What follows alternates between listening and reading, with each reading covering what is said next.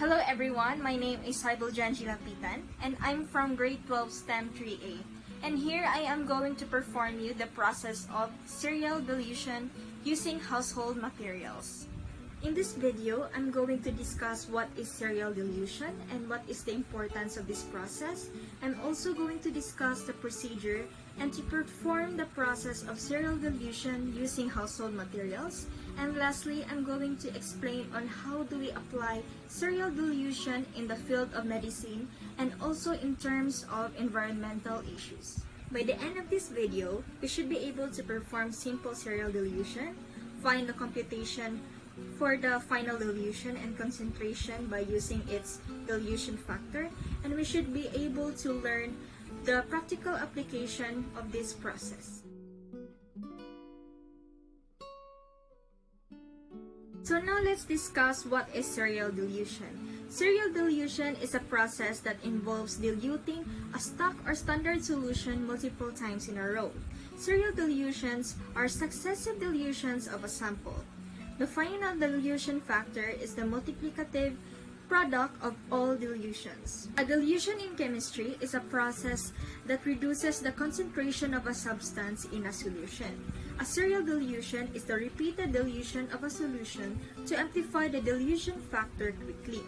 This process is commonly performed in experiments requiring highly diluted solution, such as those involving concentration curves on a logarithmic scale, or when you are determining the density of a bacteria.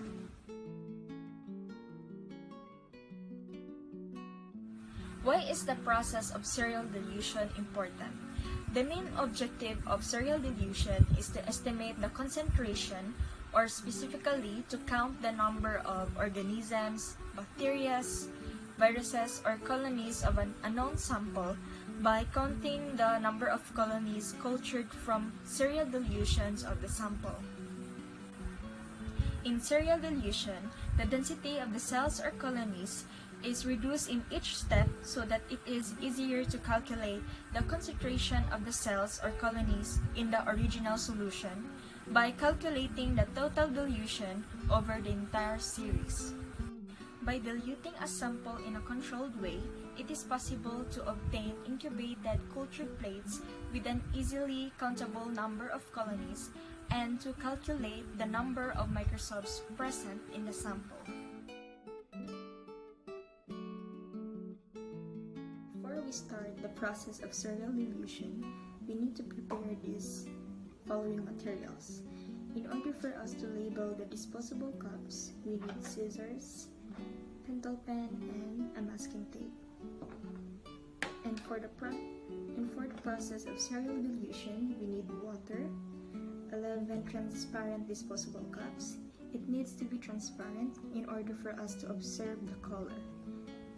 Next is 2 sachets of Nescafe sticks and 1 tablespoon. So now I'm going to start performing the procedure of serial dilution. So first, we need to prepare 11 transparent disposable cups.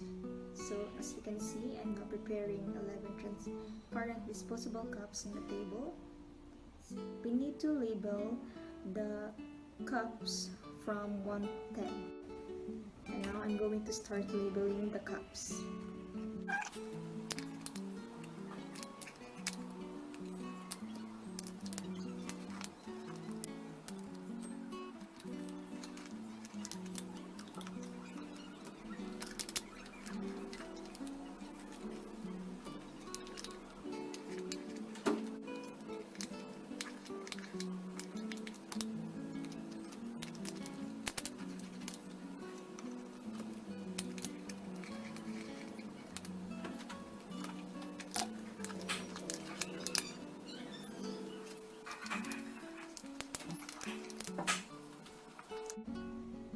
I'm going to start labeling the cups.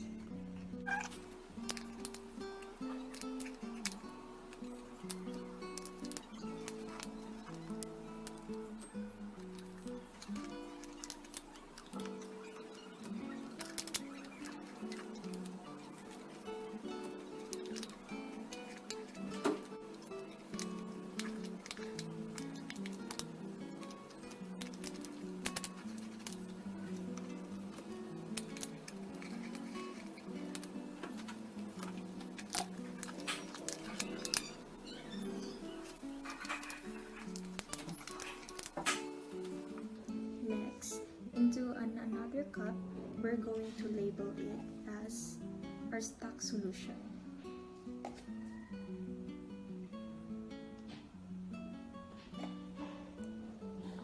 Here it is, stock solution. And now we're going to dissolve the 2 sachets of Nescafe sticks in 4 tablespoons of water.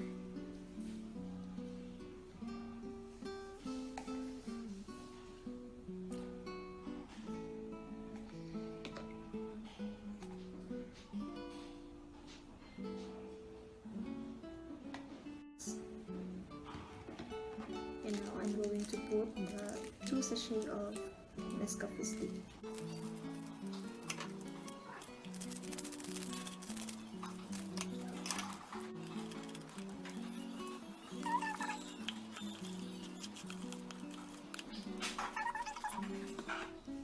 So the next thing we're going to do is we will take 1 tablespoon from the stock solution, and let's assume this is 1 milliliter of the stock solution, and we will transfer it to the first cup and we will stir it well.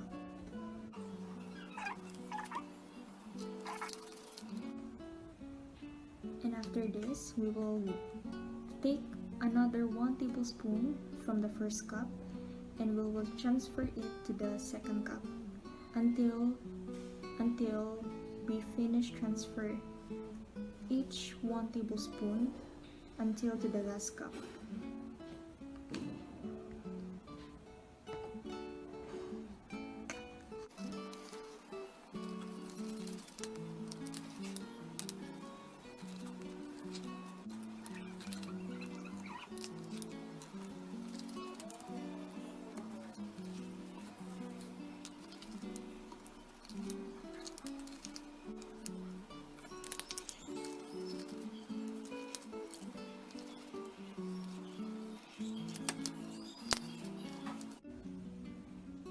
Now we're done doing the process of cereal dilution. We're going to observe the results. As you can see here, the stock solution has a dark color. That means the stock solution has a higher concentration. And as we get 1 tablespoon from this stock solution and transfer it to the first cup, we can see that the first cup has a brown color. And we can say that it has still a concentration. And as we get 1 tablespoon from the first cup and transfer it to the second cup, the color gets more lighter. So we can see here, the second cup has a light brown color. To the next cup, you can see it's getting lighter and getting more clear. It has a yellowish color. And to the fourth cup, it has a little bit color, but it's now getting more clear. And until to the 5th cup, to the last cup, the 10th cup, we can see that the water is very clear. And we can say that as we transfer each tablespoon from the cup to the next one until the last cup, we can say that the concentration is getting more lesser when we transfer it to the next cup until to the last. That's all.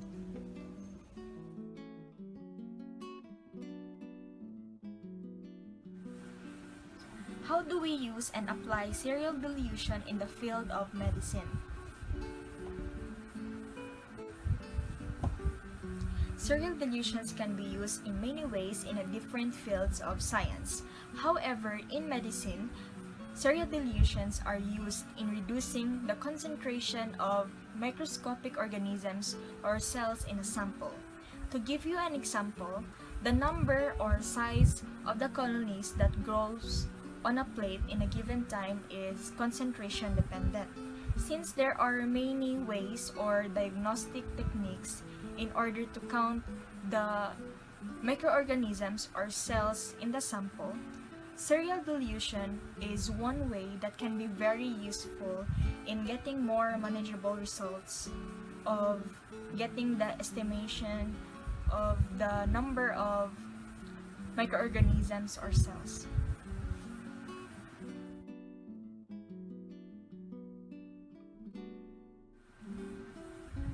How do we use and apply serial dilution in terms of environmental issues?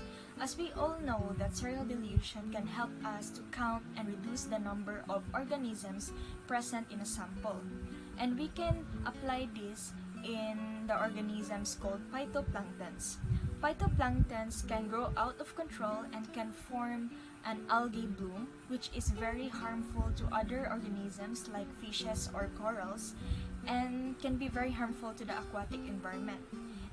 And if we apply serial dilution in this issue, we can help the other organisms and the environment by reducing the organisms, the phytoplanktons. So, serial dilution is very helpful in solving this problem of the overpopulation of phytoplanktons.